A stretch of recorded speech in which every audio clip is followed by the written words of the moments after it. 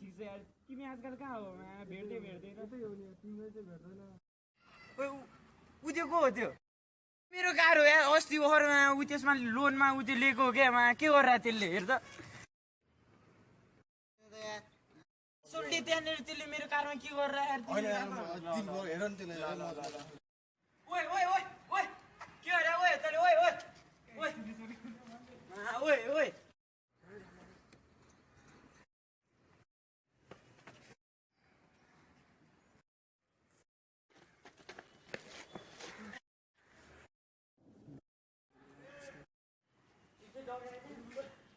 के